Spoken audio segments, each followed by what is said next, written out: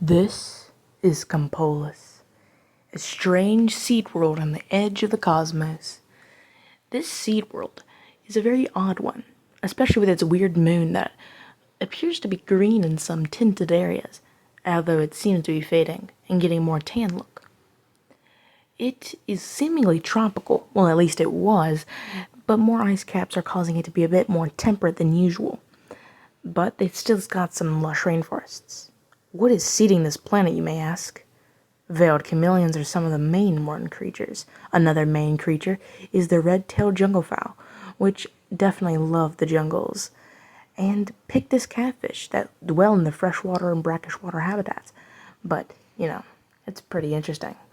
And grasshoppers eating plants and grasses and other things of the sorts. And monarch butterflies with their strange migratory patterns and other things of the sorts, pollinating flowers.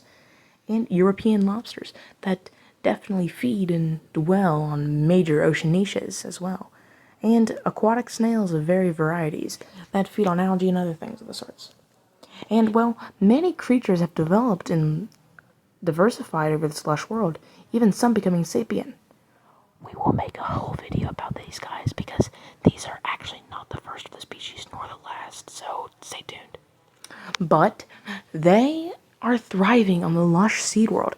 But it makes you wonder, how did this place even come about? What's its origins? What's its story? What happened? Well, it all starts long ago.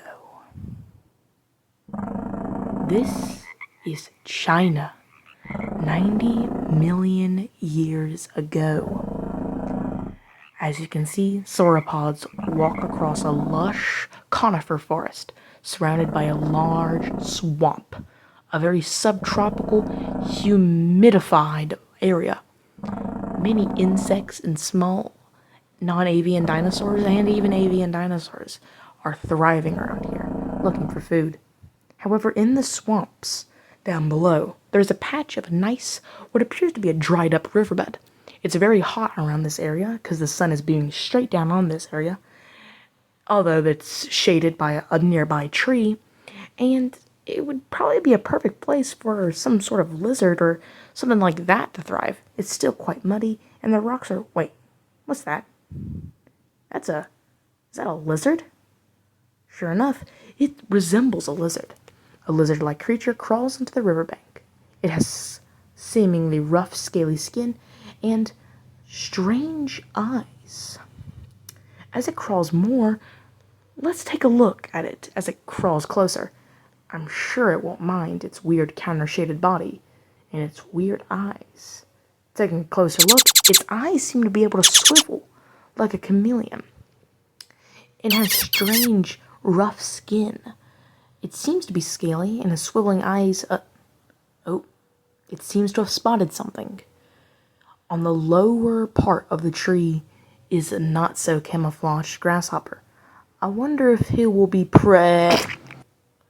Well, I'm sure he's gonna be nice and nutritious. But hold on. A sauropod is eating the branches of the tree that the bug was just snatched from. And something weird is starting to happen. There's seemingly a lot of saliva. Wait, that's not saliva. Is that what I think it is? It's tree resin. Oh no.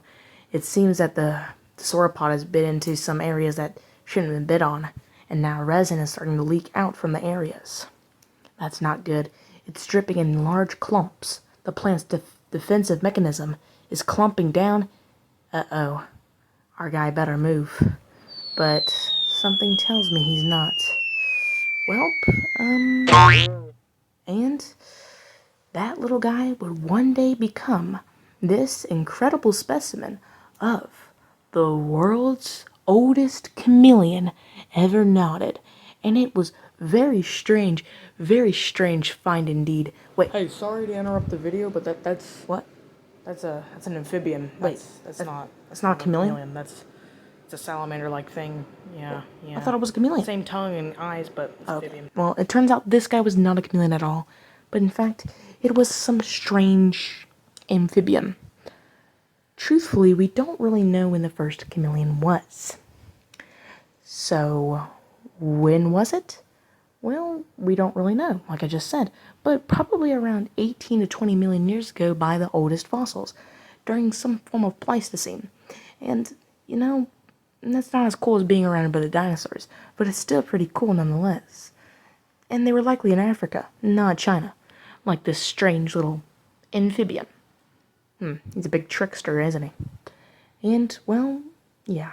But this doesn't really help with how this seed world even came about. Well, a lot of tension has been on Earth lately, and in the far future. A lot of tension between wars and other things of the sorts. It's not going too well.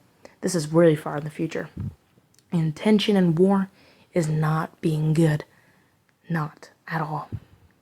And with more war going on, people are afraid of nature. A nature rights activists group began to do something. They began to use very complex machines, spaceships, to fly out into space. And using very complex satellites for the time, they were able to find out distant planets and were able to seed them. One group, called the Stellar Star Mission, found a planet pretty far away, but with a generation ship, they'll probably be able to get there. And with their seeding adaptations, with their advanced technology, they could possibly terraform it into a planet. Now, this planet that they found on the edge would take a lot of generations to get there. And it did. It took many, many years. But they found Compolis and seeded it with these various jungle life forms. They actually seeded the chameleons first. And the chameleons, the first two descendants, came about before the first chickens were even there. They were going to seed the neighboring planet, yet it already has life on it, and they didn't want to tamper with it. So the original dried Compolis eventually started to get its nice water and jungles and life forms crawling on it, which was nice. The moon also looks a lot different. It wasn't green, it was tan. It still had very strange above ground plates. But wait. One ship, a very, very large ship indeed, I called a very strange ship. They got a few green crystals from some sort of planet. They don't know what the planet was called, but it was green dust and... oh no. They crashed onto the moon. The ship was so big that it exploded all across the planet. And the green crystals and dust, they're flying everywhere. It was so bad to the point where they literally dyed a moon green. But the mission still continued. Well, at least for a time. No mammals or any other large creatures managed to get there. They stopped the mission, Compolis, and decided to leave.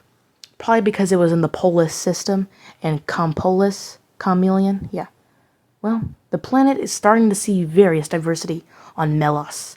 Large herbivores and strange birds, and very strange creatures, and even large predators plowing through plains on Kamara, and strange lobsters in the Arctic. In the next episode, we'll see how Melos, Antarctica, and Kamara thrive. And maybe a part 2 to lore.